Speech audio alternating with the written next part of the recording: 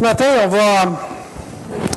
on va regarder ensemble un passage de l'Évangile de Marc qui me touche particulièrement à cause de ce que j'ai vécu dans les derniers mois. Comme vous le savez, j'ai fait un burn-out qui m'a forcé à arrêter quelque temps. Et durant ce temps-là, durant cet arrêt, j'ai beaucoup prié. Parce que je crois que quand il nous arrive quelque chose, nous arrive une épreuve, quelque chose, il faut regarder au Seigneur pour voir quelle est sa volonté, qu'est-ce qu'il veut de tout ça. Parce que si on n'apprend pas de nos épreuves, elles vont avoir été inutiles. Alors souffrir pour rien, ça ne me tente pas. Alors, tant qu'avoir eu des moments difficiles, j'ai dit, Seigneur, tu as certainement quelque chose pour moi là-dedans, quelque chose à me montrer. Il m'a montré effectivement beaucoup de choses. Et l'une d'entre elles, ce que je veux vous parler ce matin, le Seigneur m'a montré que je ne me reposais pas suffisamment en lui. Je me suis rendu compte même que, tu sais, des fois on dit ça, hein, ouais, mais tu sais, il faut se reposer dans le Seigneur. Repose-toi dans le Seigneur, mon frère. Repose-toi dans le Seigneur, ma soeur. Mais, il faut que je me repose. Mais, est-ce qu'on sait vraiment qu'est-ce que ça veut dire? C'est pas évident. Le Seigneur m'a montré que je ne me reposais pas suffisamment en lui, mais pour que je le comprenne, il a fallu qu'il me montre que je ne comprenais peut-être pas assez qu'est-ce que ça voulait dire se reposer dans le Seigneur. Vous savez, cette notion-là de se reposer dans le Seigneur est parfois un peu mystique. Dans ce sens que on ne sait pas trop ce que ça veut dire. Et c'est de ça qu'on va parler ce matin. Évidemment, on ne fera pas le tour du sujet, ce ne sera pas exhaustif, parce qu'on ne peut pas dire dans un message tout ce qu'il y a à dire là-dessus, parce que j'ai appris des choses et je continue à en apprendre encore. Alors, mais il faut quand même regarder l'essentiel. Je vais vous partager ce que le Seigneur m'a montré. Il m'a montré que de se reposer dans le Seigneur, c'est comme de lui dire, Seigneur, j'ai vraiment besoin que tu m'aides. Seigneur, j'ai besoin que tu me fasses du bien. Fait que j'ai le goût d'aller faire un tour chez vous. Laissez-moi vous poser la question ce matin. Est-ce que vous prenez du temps pour aller vers le Seigneur et vous reposer en lui? Et cette question-là en soulève aussi une autre, qui est comment on fait ça? Se reposer dans le Seigneur, de façon concrète. C'est ce qu'on va voir ce matin dans l'Évangile de Marc. Je vous invite à tourner au chapitre 6, les versets 30 à 32, qui est le passage dont Dieu s'est servi pour m'amener à une réflexion. Comprenez bien que ce ne sera pas une interprétation du passage que je vais faire ce matin, mais une réflexion. La parole de Dieu, elle est vivante. Et Dieu, des fois, nous parle et il nous montre des choses souvent avec des passages peut-être inattendus. Bon. Et je veux vous partager la réflexion que j'ai entamée avec ce passage-là où le Seigneur a beaucoup parlé à mon cœur, à mon âme et qui a commencé à me montrer des choses sur le repos dans le Seigneur. On va lire Marc 6, 30 à 32. Les apôtres, s'étant rassemblés auprès de Jésus, lui racontèrent tout ce qu'ils avaient fait et tout ce qu'ils avaient enseigné. Jésus leur dit, « Venez à l'écart dans un lieu désert et reposez-vous un peu. » Car il y avait beaucoup d'allants et venants, et ils n'avaient même pas le temps de manger. Ils partirent donc dans une barque pour aller à l'écart dans un lieu désert. Prions. Seigneur Jésus, Seigneur grand Dieu, parle-nous par ta parole ce matin. Aide-moi à bien communiquer le message que tu as mis sur mon cœur. Que ce ne soit pas moi qui parle, Seigneur, mais toi à travers moi ce matin, afin de nous faire du bien à tous. Aide-nous, Seigneur, par ta parole, à mieux saisir qu'est-ce que c'est que se reposer en toi, puis à nous aider, Seigneur, à le faire aussi, de façon concrète dans chacune de nos vies. Bénis ta parole, Seigneur, dans nos cœurs ce matin. Amen. Alors, on va relire le verset 30. Et ça m'amène à mon premier point ce matin. Retourner ou aller auprès du Seigneur. Marc 6, 30. Les apôtres, s'étant rassemblés auprès de Jésus, lui racontèrent tout ce qu'ils avaient fait et tout ce qu'ils avaient enseigné. Pour bien comprendre le contexte de ce qui se passe ici, il faut reculer un petit peu. Dans les versets 7 à 13, où les disciples, envoyés par Jésus, étaient allés prêcher la repentance, chasser des démons, guérir des malades. Donc, le Seigneur avait envoyé les apôtres faire du ministère, si on peut dire.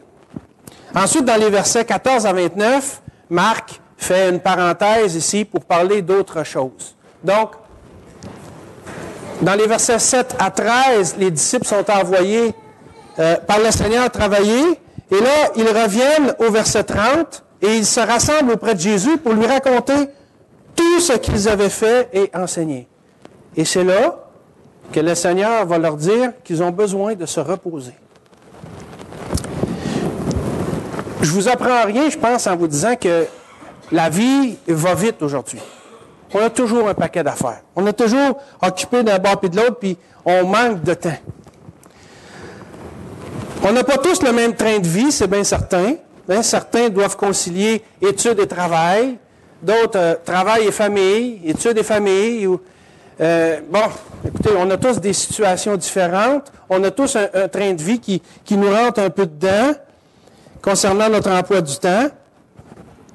Et on est tous aussi différents dans ça. On a tous un train de vie différent les uns des autres. Mais il y a un point quand même qui est commun à la grande majorité des gens et des chrétiens, surtout des chrétiens, c'est qu'on a de la difficulté à s'arrêter et à aller auprès du Seigneur pour lui raconter ce qui se passe dans notre vie. La vie va tellement vite et tellement occupée qu'on n'a plus de temps pour le Seigneur. Répondez-moi pas, là, mais soyez honnête envers vous-même. Ça fait combien de temps que vous ne vous êtes pas arrêté pour aller dans la présence de Dieu et passer du temps de qualité avec lui? Ça fait combien de temps que vous n'avez pas fait ça? Et là, je ne parle pas de lire la Bible 2 minutes le matin ou de prier avant de manger. Je parle de passer réellement un temps de qualité avec le Seigneur. C'est sûr qu'un temps de qualité, ça passe par la prière et la lecture de la parole de Dieu. Mais des fois, on prie puis on lit comme pour se débarrasser ou par devoir ou pour apaiser notre conscience, etc. Mais ça fait combien de temps que vous n'avez pas passé un temps de qualité dans la présence de votre Dieu? C'est ça que le Seigneur m'a demandé à moi. Ça fait combien de temps, Tony, que tu ne t'es pas arrêté, que tu n'as pas mis tout de côté, là, tous tes tracas, ton horaire, ton emploi du temps, tes affaires à faire, tout ça, pour juste être avec moi et puis te reposer. Ça rentre dedans, vous savez. En tout cas, moi, ça m'a rentré dedans. Quand je parle de passer un temps de qualité avec le Seigneur, je parle de mettre notre vie en stand-by. L'espace d'1 heure, 2 heures ou 15 minutes. Juste pour aller dans la présence de Dieu et passer un temps de qualité avec lui. Et de lui raconter ce qui se passe dans notre vie. Ce qui se passe de bon ou de moins bon. Ça fait combien de temps que vous n'avez pas fait ça? C'est sûr que le Seigneur, il sait qu'est-ce qui se passe dans notre vie. Il est omniscient. Il est au courant déjà de tout ça. Mais ça fait partie de la relation qu'on a avec lui, de lui en parler. Le Seigneur il veut pas qu'on soit religieux. Il veut qu'on soit en relation intime avec lui. C'est pour ça qu'il nous a sauvés. S'il voulait qu'on soit religieux, il nous aurait donné des religions. Mais il veut qu'on soit en communion avec lui, alors il s'est donné lui-même pour nous. Mais même si on le sait théoriquement, c'est quelque chose qu'on a de la misère à assimiler, à mettre vraiment en pratique, à mettre de l'avant dans notre vie. Parce que le train de la vie va tellement vite et tellement chargé qu'on oublie ça pour faire ce qu'on doit faire finalement, ce qu'on pense qu'on doit faire.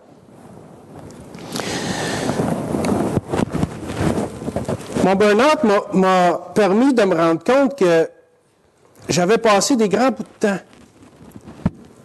sans faire ça. Puis vous savez, j'ai un peu honte de vous dire ça parce que je suis pasteur. Un pasteur, ça doit passer du temps de qualité avec le Seigneur. Et vous savez, je suis peut-être pasteur, mais je ne suis pas meilleur que vous autres. J'ai les mêmes luttes que vous autres. J'ai les mêmes combats, les mêmes difficultés, les mêmes besoins que vous autres. Alors, j'ai les mêmes faiblesses que vous autres aussi. Alors, si je vous dis ça, croyez-moi, c'est parce que ça m'a rentré dedans. C'est important de passer du temps de qualité avec le Seigneur. Mais j'ai passé des grands bouts de temps sans le faire. Vous savez, être pasteur, c'est quelque chose d'exigeant. J'enlève rien à vos métiers et vos professions, mais je parle de ce que je connais. Être pasteur, c'est quelque chose d'exigeant. Ça demande beaucoup. Puis il y a toujours quelque chose à faire, toujours quelque chose à rencontrer, toujours quelque chose à planifier, toujours quelque chose, un projet à développer. Toujours quelque chose. C'est sûr que je lis la Bible et que je prie régulièrement. Mais j'ai souvent, à travers ça, à travers les mois, négligé le temps de qualité que j'aurais dû prendre avec le Seigneur, même si j'en prenais. Je ne suis pas en train de dire que j'en prenais pas du tout, là. J'en prenais, mais pas suffisamment. La preuve, c'est que je me suis épuisé. Si j'avais pris le temps qu'il faut que le Seigneur m'aurait dit, « Calme-toi, mon petit Tony, là. Calme-toi, là. Prends pas tout sur tes épaules. C'est moi le sauveur, c'est pas toi. Essaye pas de tout faire. » Ça rentre dedans, vous savez. Mais, le Seigneur me l'a montré, puis je lui ai dit merci pour ça. Puis je crois que si ça m'arrive à moi, ça peut arriver à n'importe quel d'entre vous. De négliger, et quand je dis négliger, c'est pas négatif, là. C'est juste de... Ça nous arrive à tous de ne pas prendre le temps de passer du temps avec le Seigneur. Pourtant, c'est tellement important. J'aurais dû le faire plus souvent. Mais vous savez, j'avais une bonne raison pour ça. Je travaillais à un ministère que le Seigneur m'avait confié. Comme si de faire le ministère que le Seigneur m'avait confié était plus important que le Seigneur lui-même. Mais je retourne ça de votre côté pour vous amener à une réflexion. Qu'est-ce qui est tellement important dans chacune de vos vies pour vous amener à mettre le Seigneur de côté? Qu'est-ce qui est plus important dans le fond que la relation de qualité avec le Seigneur? Parce que c'est ça qui fait qu'on n'a pas de temps de qualité. On met ça en premier dans nos vies. Et vous savez, même si pour moi je faisais le ministère, je faisais l'œuvre de Dieu, le Seigneur m'emplaçait, Dieu m'a montré que, regarde, je t'ai confié un ministère, mais c'est quand même moi le sauveur. Puis si je ne suis pas le premier dans ta vie, ça ne marchera pas. Puis il ne va pas penser que j'ai pas besoin de toi, que je veux dire que j'ai absolument besoin de toi pour faire le ministère, je suis capable d'en nommer d'autres. Il est Dieu. On n'en a pas de raison. Même celle qui nous paraît la plus valable ne compte pas, ça ne tient pas la route en bout de ligne. Il n'y a aucune raison de ne pas passer du temps de qualité avec le Seigneur. Puis là, je ne suis pas en train de vous mettre un poids de responsabilité, un fardeau accusateur. Ce n'est pas ça du tout que je fais, croyez-moi. Je suis simplement en train de vous dire ce que j'ai réalisé pour ma propre vie. Puis comme je suis pareil que vous autres, il est fort probable que vous ayez quelque chose à retirer de ça. Mais je vous laisse avec le Seigneur là-dessus.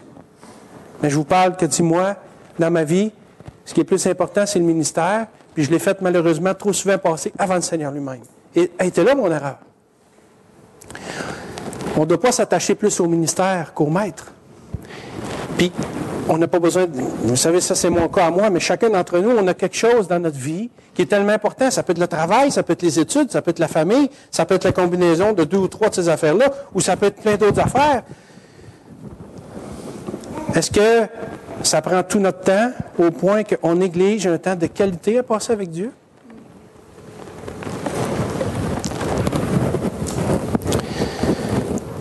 Vous savez, Jésus nous a donné un exemple quand même extraordinaire. Marc, qui est l'évangile où on voit certainement le plus le Seigneur Jésus comme étant le serviteur parfait. Marc nous présente Jésus comme le serviteur parfait. Et dans cet évangile, on voit Jésus qui dit que c'est important de se reposer. Et dans tous les évangiles, à combien de reprises on voit le Seigneur lui-même se retirer parce qu'il avait besoin de prendre du temps avec son Père céleste, avec Dieu le Père. Le Seigneur s'est retiré. Et même parfois, il a demandé à ses disciples, même à un moment donné, il dit, « Vous n'avez même pas pu veiller 1 heure avec moi. » Le Seigneur, qui était le serviteur parfait, a pris du temps pour se reposer dans la présence de Dieu le Père, puis nous, on pense qu'on n'a pas besoin de ça. Bien, on ne le pense pas nécessairement de même, aussi cru que ça, mais en quelque part, en dedans de nous autres, on néglige un peu ça. Pourtant, l'exemple que le Seigneur nous donne, c'est que le repos, c'est important. C'est important physiquement, bien sûr, mais encore plus spirituellement, je crois. Jésus savait se reposer, puis il voulait que ses disciples se reposent eux aussi. Et ça se transfère sur chacun d'entre nous. On doit le faire, nous autres aussi, se reposer dans le Seigneur. Parce qu'autrement, notre relation avec lui devient religieuse. Vous savez, les ministères, les apôtres avaient un ministère florissant et enviable. Et je dirais même glorieux. Écoutez, ils faisaient des miracles. Là. Ils faisaient des foules, ils enseignaient la parole, puis ils faisaient des... C'était quand même glorieux là, ce que le Seigneur leur avait confié. Et ils avaient une vie pas mal occupée. Il y a toujours des gens à guérir, il y a toujours des gens à qui annoncer l'Évangile. Il y a toujours, des miracles à faire. Pour eux autres, là, il y avait toujours, puis ils ne venaient pas à bout de tout faire, c'est bien certain. Ils avaient des vies pas mal occupées, très occupées. Puis le Seigneur aussi. Mais il est quand même venu un temps où ils ont dû mettre tout ça de côté, où ils ont dû mettre leur vie en stand-by et retourner auprès de Jésus pour lui raconter, nous dit le verset 30, ce qu'ils avaient fait et enseigné. Malgré leur vie très occupée et leur ministère surchargé, ils ont dû mettre ça en stand-by pour retourner auprès de Jésus. On doit tous apprendre à aller dans la présence de Dieu régulièrement pour faire le point sur nos vies. On en a tous besoin. Peut-être qu'on n'en a pas conscience, mais c'est une réalité. Puis c'est là, dans la présence de Dieu, qu'on va vraiment se rendre compte qu'on a besoin de ce repos-là. Parce que dans le train de la vie, là, ça va tellement vite qu'on ne s'arrête pas à penser à ça. Mais quand on s'arrête, là, puis qu'on va dans la présence de Dieu, c'est là qu'on dit « Wow, ça fait donc bien du bien. Je passe tellement un bon temps. » Bien, c'est la preuve qu'on en a besoin. Puis c'est là qu'on s'en rend compte. Il faut savoir s'arrêter. Donc, pour apprendre à se reposer dans le Seigneur, il faut, premièrement, retourner vers lui. Et ensuite, on doit apprendre à se retirer avec lui.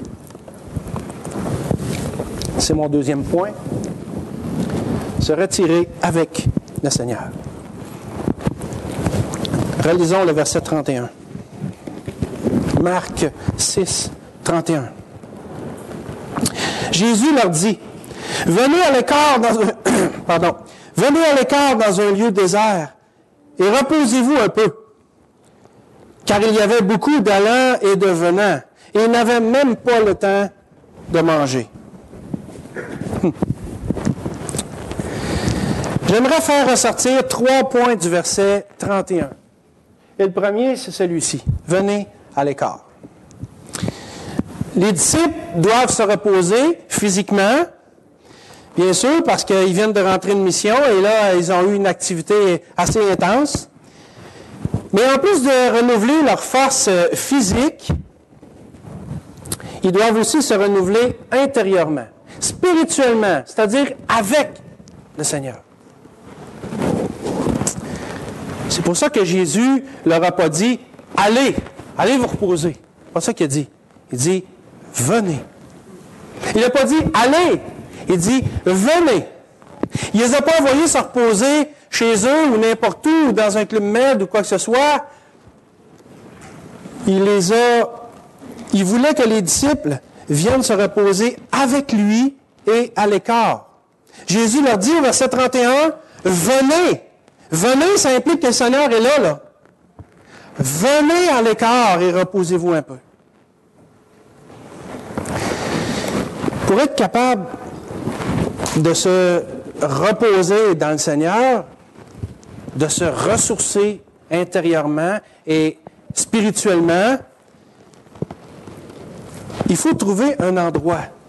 Il faut trouver un endroit calme où on ne sera pas dérangé, où on va être capable de mettre en stand-by pour un temps le train effréné de la vie et toutes nos activités et nos horaires surchargés et tout ça. Ça prend un endroit à l'écart où se retirer pour ne pas être dérangé.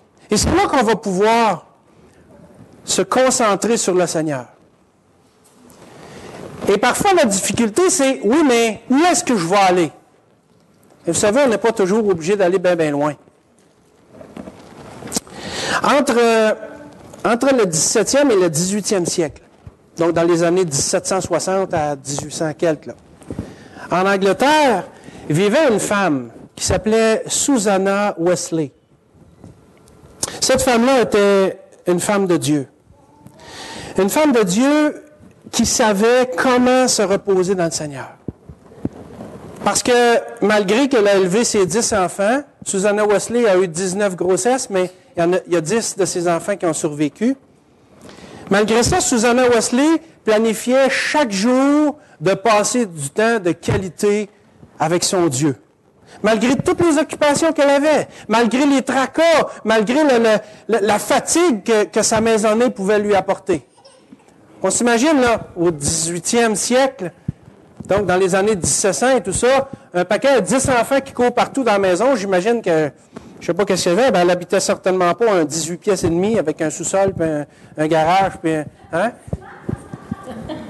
Donc, il fallait qu'elle s'arrange comme elle pouvait, avec les commodités de l'époque, là. Aujourd'hui, la télévision, souvent, c'est une gardienne, puis bon, on peut... Mais Susanna Wesley, elle est au 18e siècle, là. Elle a 10 enfants à s'occuper. Elle a les tracas quotidiens, ta mère au foyer et tout ça. Donc, le lavage, ça se fait à main. Le ménage, ça se fait... Bon, sûrement que ses enfants l'aidaient, mais bref, vous comprenez ce que je veux dire. C'est pas évident. Susanna Wesley ne pouvait pas partir et dire « OK, les jeunes, là, soyez-vous là, je ne veux pas qu'il y en ait un qui bouge, là. Moi, je m'en vais, mais je reviens, vous avez besoin de... » Elle ne fait pas faire ça, là. Elle ne fait pas partir et laisser ses enfants. Il fallait qu'elle trouve un moyen de se retirer dans le Seigneur, de se retirer dans le Seigneur à l'écart, sans négliger sa maisonnée.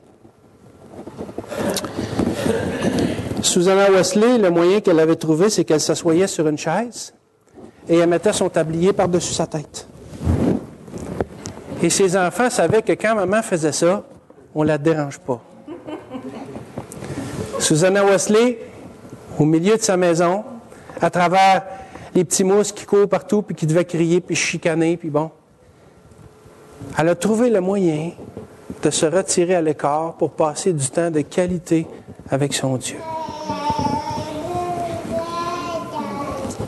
Susanna Wesley a été capable, de cette façon-là, de se ressourcer spirituellement. Puis elle a eu, en faisant ça, là, elle a eu tout un impact. Parce qu'il y a deux de ses enfants, John et Charles Wesley, qui ont été deux des plus grands prédicateurs de l'Évangile au 18e siècle. L'un d'eux a fait un ministère en Géorgie, aux États-Unis, et l'autre en Angleterre. Mais il y a des gens de partout à travers le monde. Il y a des milliers de personnes à travers le monde parce que les frères Wesley étaient des prédicateurs de l'Évangile, mais ils ont aussi écrit des hymnes, des chants, des cantiques et tout ça, et ça se répandait. Et à travers le monde, des milliers de personnes ont été bénies par Jésus-Christ à travers le ministère de John et de Charles Wesley. Mais leur maman, là, elle a eu un impact sur eux. Parce que, là, ils la voyaient faire ça, là. Comme quoi que,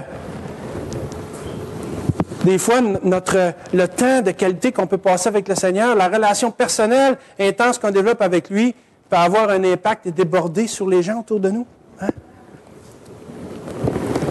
Ce que Susanna Wesley faisait n'est pas étranger à ce que ses enfants sont devenus. Le Seigneur peut parfois avoir des répercussions même au-delà de notre propre vie quand on apprend à se ressourcer, à se reposer en lui. Quand on apprend à aller vers lui, à l'écart, même si ce n'est pas dans un lieu physique, il faut trouver le moyen de le faire parce que notre âme en a besoin. Le deuxième point que je veux faire ressortir du verset 31, c'est les allants et venants.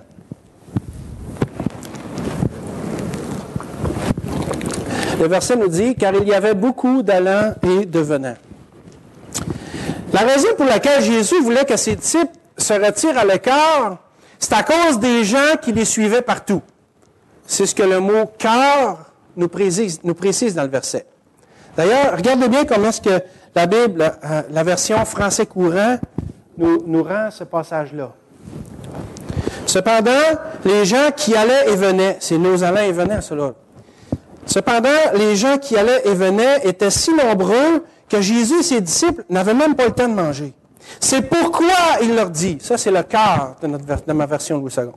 C'est pourquoi il leur dit, venez avec moi dans un endroit isolé pour vous reposer un peu. Il y avait tellement d'allants et de venants que Jésus a dit, on va se retirer à l'écart. Vous savez, la renommée de Jésus et de ses disciples grandissait sans cesse. Là. Les gens entendaient parler de tous les miracles, de tout ce qui se passait, de l'enseignement inouï du Seigneur et tout ça, et tout ce que les disciples faisaient. Alors, leur renommée grandissait tout le temps, ça attirait les foules, des foules de plus en plus grandes. Alors, ils avaient de la difficulté à se retrouver seuls. Et pour nous, c'est pareil. Il va toujours y avoir des gens autour de nous, ou des devoirs à faire, ou des échéanciers à respecter, ou des emails à répondre, ou des émissions de télé qu'on ne veut pas manquer, ou des commissions à faire, ou des bains à donner aux enfants, etc. Il va toujours y avoir, d'une manière ou d'une autre, beaucoup d'allants et de venants autour de nous. Parce que le train de la vie est fait comme ça. Mais sans négliger ou manquer à nos responsabilités, on devrait toujours trouver un moyen de se retirer à l'écart et passer du temps avec le Seigneur. Quitte à se mettre un tablier sur la tête. Il faut trouver le moyen de le faire. Le troisième point du verset 31, prendre le temps de manger. Vous savez, quand on ne mange pas, ce qui arrive si on ne mange pas, les forces nous manquent. On devient faible. Puis si on persiste à ne pas manger, bien, on va tomber malade. Et si on continue encore, bien, on risque même de mourir. C'est pas bon. On va avoir de sérieux problèmes. Et vous savez, spirituellement, c'est la même chose. Le Seigneur a dit, en Matthieu 4,4, « L'homme ne vivra pas de pain seulement, mais de toute parole qui sort de la bouche de Dieu. » Alors oui, c'est important de se nourrir, de nourrir notre corps, mais c'est tout aussi important, sinon plus, de nourrir notre âme. Parce que notre âme aussi, elle a faim. Elle a faim de la parole de Dieu. Elle a faim de se nourrir, elle a faim de ce contact avec le Seigneur. Parce que ça rassasie. Ça me fait penser à cette femme qui était près d'un puits, où le Seigneur lui a dit, tu sais,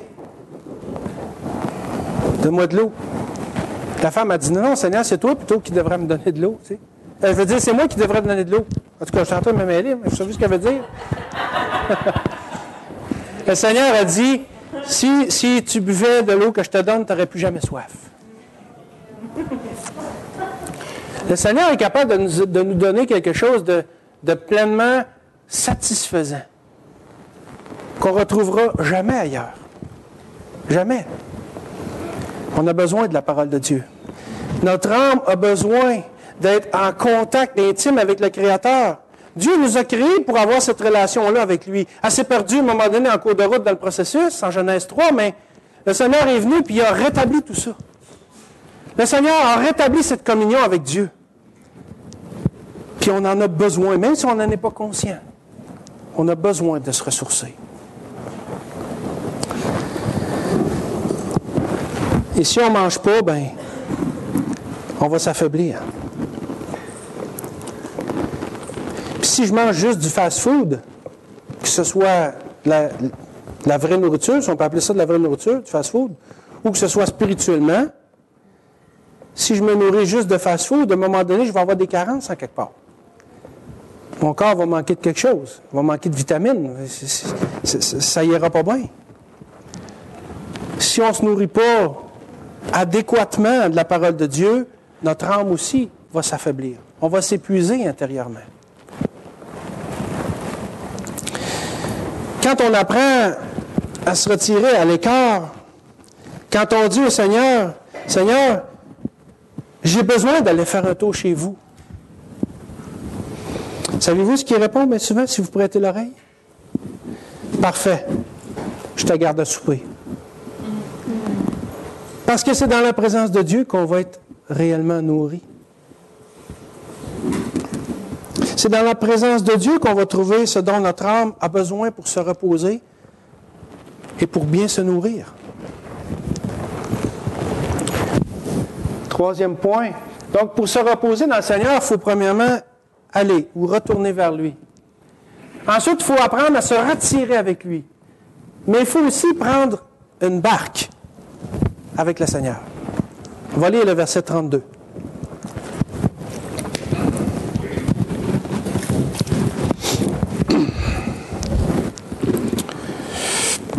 Marc 6, 32. Ils partirent donc dans une barque pour aller à l'écart dans un lieu désert. Connaissez-vous le dicton? Sûrement vous avez déjà entendu ça. Y penser, c'est pas assez. Faites-le. Ce dicton-là s'applique ici parce que si je ne prends pas les moyens concrets pour me reposer dans le Seigneur, j'y arriverai pas. Ça ne se fera pas tout seul. Il ne s'agit pas juste d'y penser puis de vouloir. Il faut passer à l'action.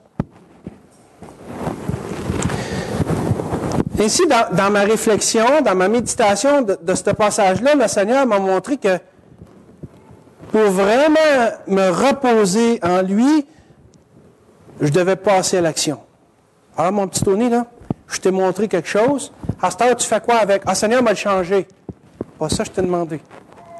Tu vas faire quoi avec? Comment tu vas t'y prendre? Le Seigneur m'a amené à une réflexion, à dire, bon, OK, c'est correct, là. C'est beau de dire, je suis conscient du problème, je ne veux plus que ça arrive, mais si je ne mets pas en place des moyens d'action, ça n'ira pas loin, mon affaire. Bon, ça peut peut-être te faire un petit bout de temps, mais ça ne marchera pas. Ça ne durera pas. Juste le vouloir, c'est pas assez. Je dois aussi me trouver des moyens concrets pour y arriver. Pour se reposer dans le Seigneur, les disciples ont dû prendre une barque et s'en aller de l'autre côté du lac de Galilée. Quand je pense à la barque, j'y vois le moyen à prendre pour m'amener à l'écart et me retirer avec le Seigneur. Le Seigneur n'a pas juste dit « Venez à l'écart et reposez-vous ». Il aurait dit ça, mais ils ont dû prendre une barque. Ils ont dû prendre quelque chose, un moyen d'action pour y arriver. Vous savez, c'est pas facile. C'est pas facile de quitter nos allants et venants parce que souvent, ils veulent nous rattraper. Regardez le verset 33. Beaucoup de gens les virent s'en aller et les reconnurent. Et de toutes les villes, on a couru à pied et on les devançait au lieu où ils devaient se rendre.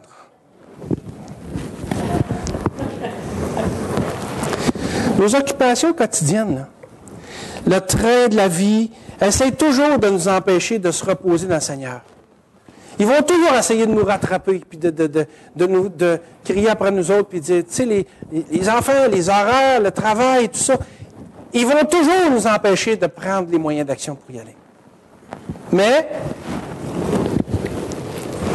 on doit trouver un moyen pour y arriver. Si vous avez un horaire chargé, quelle barque vous pouvez prendre? Quel moyen d'action? Si vous avez un horaire chargé, pourquoi ne pas inscrire dans votre horaire, en quelque part, un rendez-vous avec le Seigneur? Un temps, vous allez dire, là, je passe du temps avec mon Dieu, mais quand je parle de l'inscrire dans l'horaire, là, ben, il faut le respecter au même titre qu'un cours au cégep qu'on ne doit pas manquer ou qu'un client qu'on doit rencontrer. C'est un rendez-vous avec le Seigneur. Est-ce que c'est moins important qu'un cours ou qu'un autre client? Non. Si je le mets dans mon horaire, je vais être obligé de le respecter.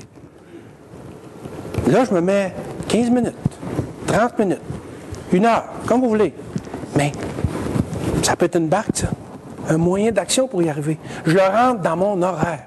Puis, c'est coulé dans le ciment. Je ne peux pas faire à côté. Je ne peux pas dire au client, « Oh, je ne te rencontre pas après-midi parce que ça ne me tente plus ou j'ai d'autres choses à faire. » Il n'aimera pas ça.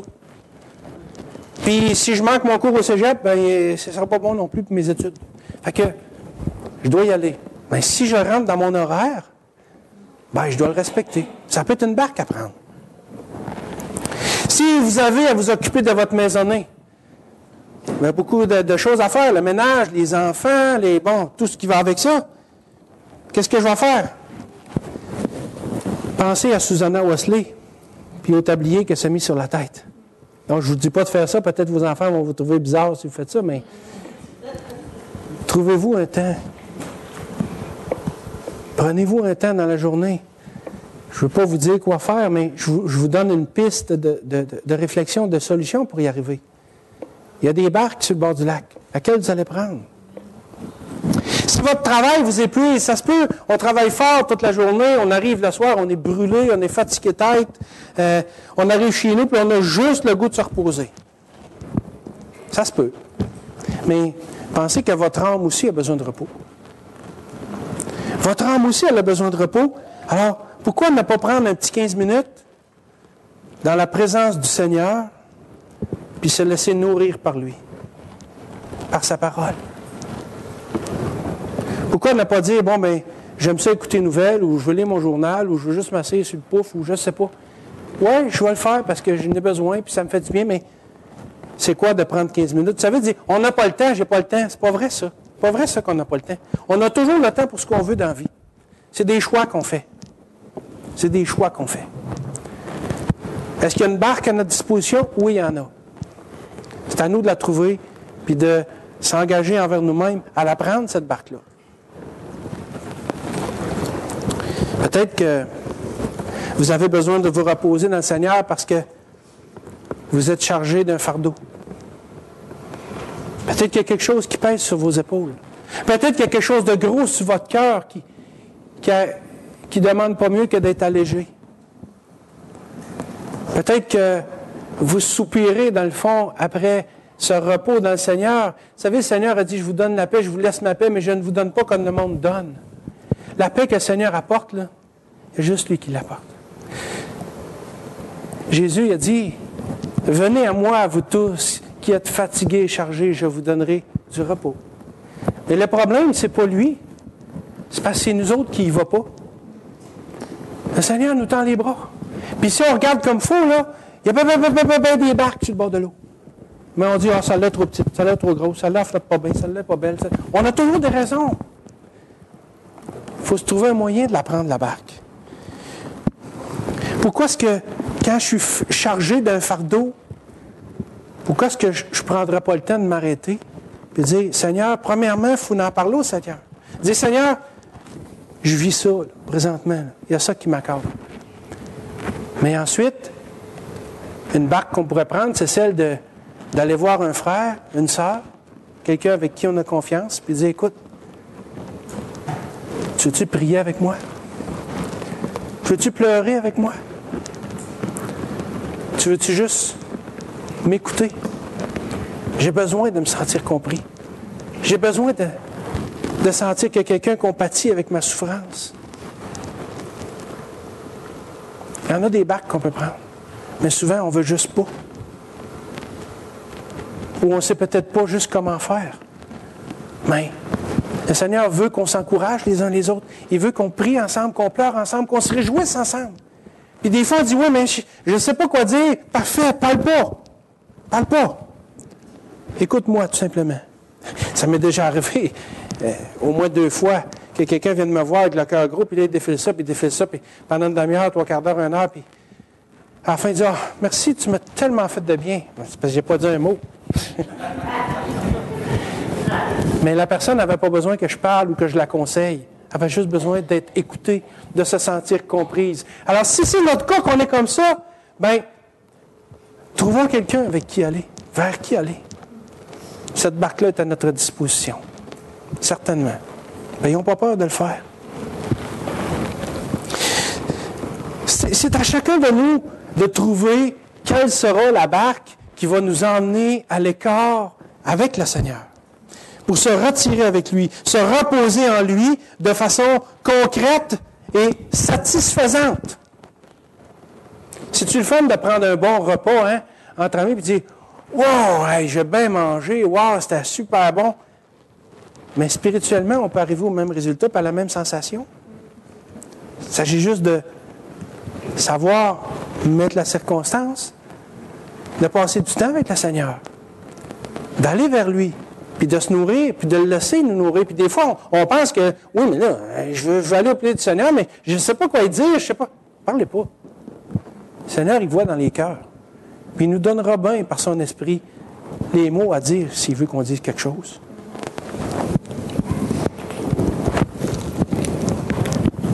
Évidemment, pour se reposer dans le Seigneur, il faut vouloir de lui. Est-ce que Jésus fait partie de votre vie?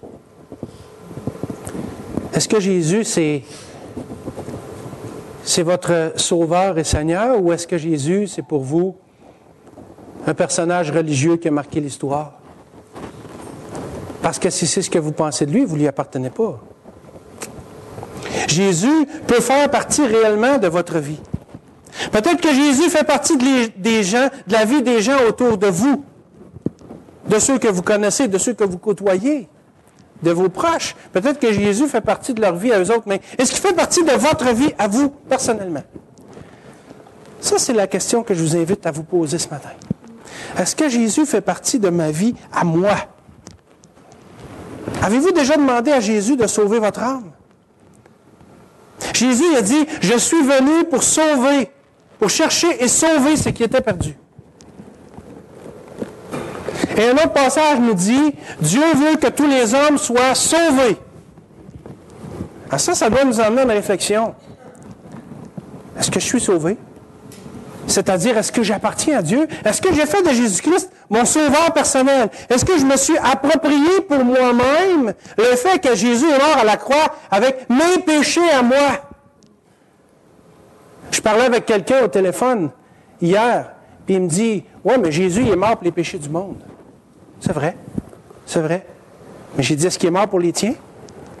Parce que les péchés du monde, ça c'est bien vague. C'est général comme concept. Mais est-ce que tu te l'es approprié personnellement pour toi-même? Et là, la question. C'est ça qui fait une différence. Et c'est ça qui fait qu'on appartient à Jésus. C'est pas une religion, c'est pas un sacrement, c'est pas parce que les autres que je connais appartiennent. Non, j'ai un choix personnel à faire. Est-ce que Jésus fait partie de ma vie? Si je veux réellement être capable de me retirer en sa présence et de prendre du repos en lui, il faut premièrement que je lui appartienne. Il faut qu'il soit mon Sauveur et Seigneur. Est-ce que vous avez la certitude d'aller au ciel après votre mort? Est-ce que Jésus vous a pardonné vos péchés? Si vous répondez non à l'une de ces questions, alors vous ne pourrez pas connaître le vrai repos en Jésus-Christ. Parce que c'est là que ça commence. À un moment donné, dans Luc, je crois, Luc 10, les disciples reviennent d'une autre expédition où ils étaient allés comme ça, envoyés par le Seigneur prêcher, guérir les malades et tout ça. Et là, les disciples reviennent et puis ils racontent encore ça au Seigneur, tout ce qui s'est passé. Puis ils sont tout contents. Et puis, évidemment qu'ils sont contents. Mais le Seigneur leur a dit, ne vous réjouissez pas que les démons vous soient soumis, mais réjouissez-vous de ce que votre nom est écrit dans le livre de vie. C'est là que ça commence. C'est au pied de la croix que le vrai repos en Jésus-Christ commence. On doit se réjouir que notre nom est écrit dans le livre de vie. Est-ce que mon nom est écrit dans le livre de vie? S'il l'est, c'est parce que Jésus est mon sauveur. S'il ne l'est pas, qu'est-ce que j'attends? Qu'est-ce que j'attends? Il va peut-être trop tard. Dans une heure, il va peut-être être trop tard. Le livre de vie, dans ce livre-là, qui est dans le ciel, le nom de tous ceux et celles qui appartiennent au Seigneur est écrit là, puis c'est écrit avec de l'encre indélébile. Ça ne s'efface pas. Est-ce que mon nom est écrit dans le livre de vie? C'est là que ça commence, au pied de la croix. Il y a juste un moyen d'obtenir la paix et le repos de l'âme, c'est de croire en Jésus-Christ. Allez vers lui si vous ne l'avez pas fait. Repentez-vous. C'est-à-dire, demandez-lui sincèrement pardon, parce que vous savez, il ne s'agit pas juste de dire, oui Seigneur, je veux que tu sois mon sauveur. Non, ça prend une réelle repentance en dedans, là. Ça prend un désir profond. Quand la parole de Dieu nous dit, aime le Seigneur ton Dieu de tout ton cœur, de toute ton âme, de toute ta pensée, de toute ta force, bien, ça dit ce que ça dit, c'est toute notre être au complet. Mais pour recevoir le pardon de Dieu, ça prend une réelle repentance. C'est-à-dire que tous mes péchés, toute ma vie que j'ai menée par moi-même jusqu'à maintenant, je dois abandonner ça à Dieu, je dois lui donner. Est-ce que j'ai fait ça? C'est là que ça commence. Jésus, il est mort pour nos péchés, puis il est ressuscité pour nous prouver que nos péchés ont été pardonnés. Parce qu'un sauveur mort, ça ne donne pas la vie. Mais Jésus n'est pas resté dans le tombeau. Il est ressuscité. Et ça, c'est le message que la prédication des apôtres dans tout le Nouveau Testament prêche. La mort, mais aussi la résurrection de Jésus-Christ. Parce qu'un sauveur mort, ça ne donne pas la vie. Mais Jésus, il est vivant. Il est réellement vivant. Il est vivant pour les siècles des siècles. Et parce qu'il a vaincu la mort, il offre la vie à quiconque la désire. Avez-vous reçu cette vie éternelle que Jésus vous offre? Parce que c'est là que vous allez réellement trouver le repos en Jésus-Christ. C'est là que votre âme va pouvoir s'altérer. C'est là que vous allez pouvoir avoir la paix. Avant ça, moi, j'avais terriblement peur de mourir, mais j'ai plus peur de mourir. Bon, la façon de mourir me fait peut-être un peu peur, là. Puis il y a toujours le fait que, bon, c'est de l'inconnu, mais je suis en paix face à l'éternité. Je sais que Jésus est mon sauveur. Mais cette paix-là, là, elle m'amène le plus grand des repos. Maintenant, à ce temps que j'ai ça, durant ma vie, je dois continuer à aller vers le Seigneur pour me reposer en lui. Parce que la vie est faite de difficultés. Quand on sera dans le ciel, on n'aura plus de problèmes, on n'aura plus de difficultés. Mais en attendant, on doit passer au travers. Puis c'est en se reposant régulièrement dans le Seigneur qu'on va y arriver. C'est comme ça qu'on obtient la paix. C'est en allant premièrement au pied de la croix. Si vous ne l'avez jamais fait, faites-le. Qu'est-ce que vous attendez? Qu'est-ce que vous attendez? Laissez faire ce que les autres vont penser. Laissez faire les allants et venants autour de vous. Oui, mais là, qu'est-ce qu'un tel va dire? Qu'est-ce que ma famille va penser? Écoutez, il n'y a rien de plus important que le salut de votre âme. Le Seigneur a dit, que sert-il à un homme de gagner le monde s'il y perd son âme? Mais j'arrive devant Dieu, là, si je n'ai pas fait la paix avec lui, si je ne l'ai pas accepté comme mon sauveur, puis je dis, ouais, mais là, c'est parce que mon voisin, là, le Seigneur dit, c'est bien de valeur, mais si ce que ton voisin pense est plus important pour moi, pour toi, que ce que moi je te dis, tu vas en subir les conséquences. On a un choix devant nous. Le Seigneur nous place devant un choix, puis il ne nous force pas. Mais il nous offre ce repos éternel. Puis il est mort. Écoutez, il est mort pour ça. Est-ce que le Seigneur veut vraiment que je vienne à lui? Mais c'est parce qu'il est mort pour toi. C'est sûr qu'il veut ça. Il est mort dans ce but-là. Mais il ne te le donnera pas de force. Il faut aller le chercher. Il est là, le vrai repos. Il est au pied de la croix. Puis si vous ne l'avez pas fait, si vous n'avez pas accepté Jésus comme votre sauveur, allez vers lui. Faites-le maintenant. Attendez pas qu'il soit trop tard. Parce que c'est de la destinée éternelle de votre âme dont il est question. La seule barque, le seul moyen de salut qui existe, c'est Jésus-Christ. Et il n'y en a pas d'autre. C'est pas moi qui le dis. C'est la parole de Dieu. En Actes 4:12, on peut lire « Il n'y a de salut en aucun autre. Car il n'y a sous le ciel aucun autre nom qui ait été donné parmi les hommes par lequel nous devions être sauvés. » La seule barque qui mène au ciel, c'est celle-là. L'avez-vous déjà prise? Il est encore temps. Elle n'est pas partie. Dans l'Ancien Testament, on a cette histoire de Noé qu'on raconte souvent aux enfants. Mais pourtant, c'est une histoire qui nous parle tellement à nous autres aussi. Noé, pendant au moins un siècle, il y a eu un grand témoignage. Il a construit un bateau dans le désert à une époque où il n'avait jamais mouillé sur la terre. Quel grand témoignage de la foi en Dieu. Et la porte de l'arche a été ouverte longtemps, mais les gens refusaient d'entrer. Mais un jour où la porte de l'arche a été fermée, il était trop tard. L'eau est arrivée, puis l'arche est partie. La barque que le Seigneur nous offre est encore à quai. Allez-vous la prendre ou allez-vous attendre qu'elle soit partie? Un jour, il va être trop tard. Attendez pas.